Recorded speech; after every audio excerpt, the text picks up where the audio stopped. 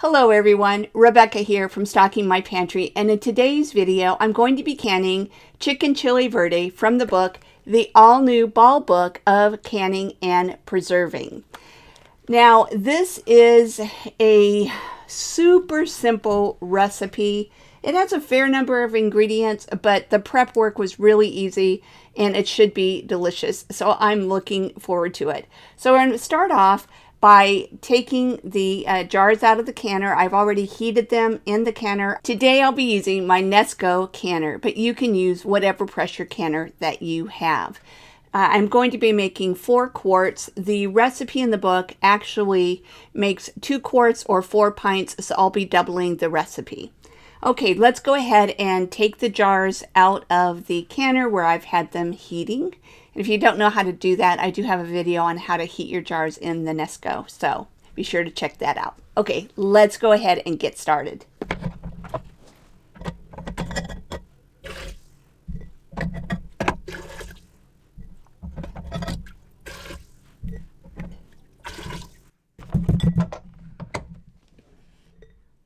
Okay, now this is a raw pack recipe, so I only have the water heated to about 140 degrees.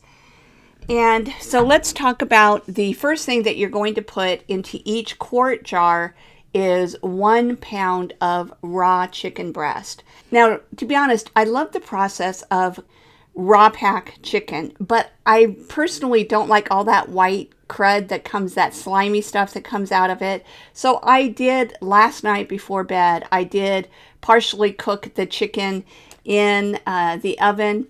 And then I just kind of rinsed all that slimy stuff off and then put it in the refrigerator. So the chicken that I'm using is cold, but it is partially cooked. Okay, so you can do that. You can partially cook the chicken first if you don't like the slimy stuff, or if you really want to go by the book with what this recipe says. And if you want it to be super easy, then just do raw chicken. About 1 pound of raw chicken breast cut into 2-inch cubes that you'll put into the jars. So I've already portioned out my chicken, kind of measured it out, so I'll just put one of these bags into each jar. And again, before I cooked it a little bit, it was about 1 pound. I basically have 4 pounds worth of what was 4 pounds worth of chicken here.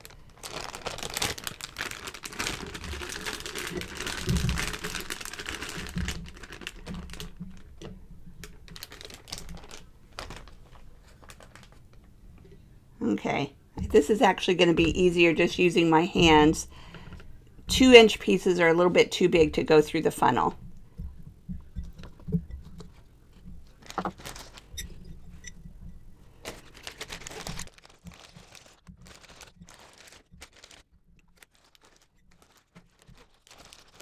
Obviously, you want to wash your hands before doing this. I washed them real good, so I feel pretty comfortable just using my hands to put them into the jar, even though that's not what I intended.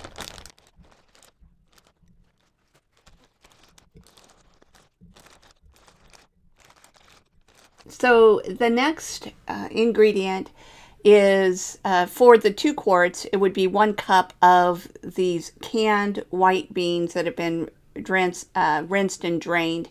I have 2 cups since I'm doing 2 quarts, so I'd be putting a half a cup in each quart jar.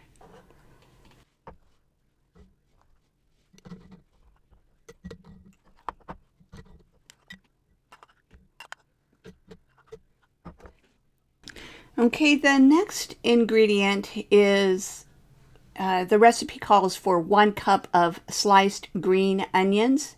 It would be, with doubling the recipe, that would be 2 cups. I love green onions in salad, and I will admit green would look a little prettier in the jar, but I think for canning, yellow or white onions work better, so that's what I'm using. And I will be putting a half of a cup in each jar.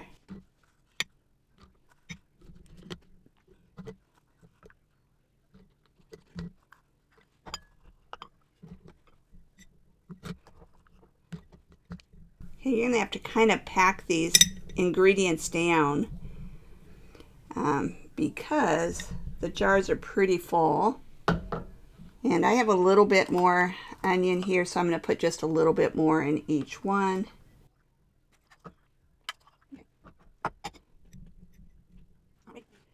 And next, it calls for 1 cup of salsa verde, so any green salsa. I happen to have 2 half pints of tomatillo salsa that I have canned. I'm going to put about a half of these, each jar into each jar.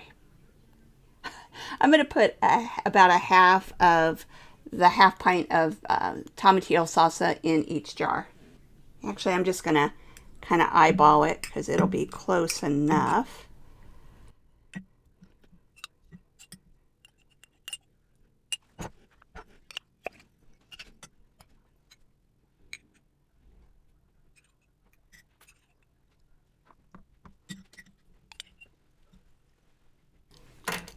Okay, next we put a half a teaspoon of salt in each jar. In each quart, you would do a quarter of a teaspoon if you were doing pints. I'm using canning and pickling salt, but you can use any non-iodized salt. And then a clove of sliced garlic in each quart. I am using this minced garlic, and I'm going to put about a teaspoon in each. Actually, let me put a 3/4 of a teaspoon in each jar. Actually, they're heaping, so it's more like a teaspoon, but this is garlic. It's a little bit to taste, so put more or less depending on your own personal preference. In each jar, 2 tablespoons of pickled jalapeno that has been diced up. I'm going to start with 1 and then evenly distribute it from there.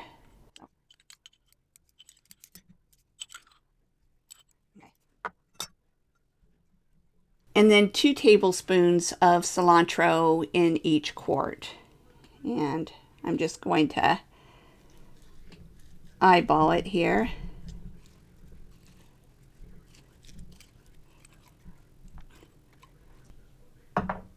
Okay, and then finally, we're going to be filling the jars. The recipe calls for hot broth.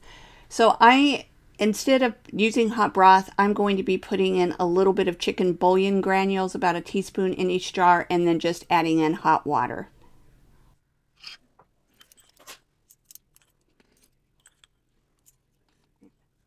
All right, now let's go ahead and get the hot water and fill the jars. Okay, so now I've got the chicken bouillon and all the other ingredients in. I am going to go ahead and put in as much hot water as I can fit in there. And we're going for 1-inch headspace. So we definitely want to use the funnel here.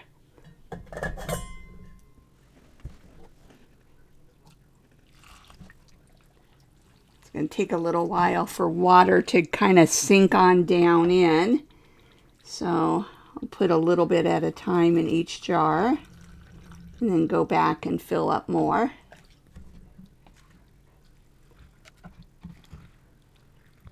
I just want to mention that the fact that I'm putting all of this hot water or hot broth in is one reason I can use the partially cooked chicken. Normally, if you're using partially cooked chicken, you would need to, you definitely need to put some liquid in the jars. If you're using raw chicken, it makes its own juice, but with this recipe, you need to add some broth anyway.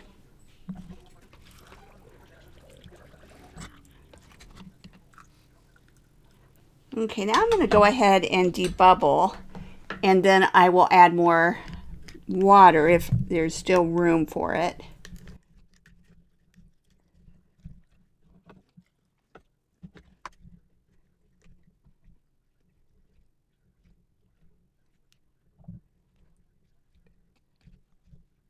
Okay, now I'm going to check the head space. Just a teensy bit more in a couple of these. Okay, let's see. All right, so now we're going to wipe the rims and get the lids on.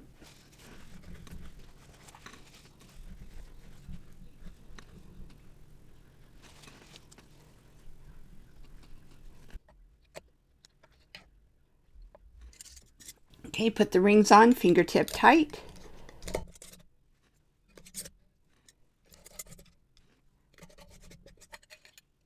As I was putting this on, I felt like it got a little bit of the ingredients, I don't know if it was from my hand or what, onto the lid, so that's why I took it off and I'm repositioning it. All right. Okay, so now we're going to go ahead and get them into the canner. We will pressure can quarts for 90 minutes. If you were doing pints, it would be 75 minutes.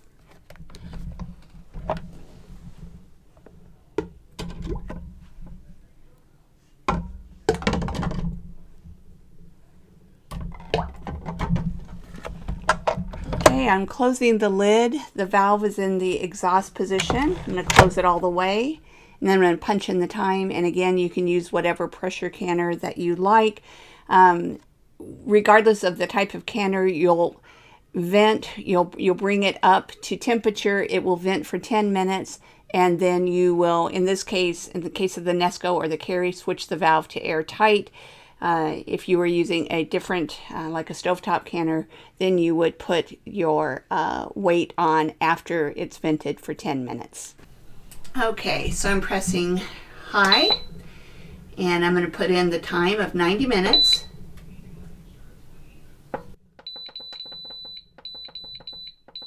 And pressing start. Okay, the jars have now been out of the canner for about 45 minutes to an hour. They have all sealed. It's interesting, this was one of those times when I first took them out of the canner. None of them had popped yet. And so I put them on my table, and it took a little while, but about every 10 minutes or so I heard another ping. So I was really happy about that. So I'm going to hold one up for you so you can see how it turned out. One thing I was curious about is I wondered if the beans, since they were already canned beans, that's what the recipe called for, if they would be all mushy.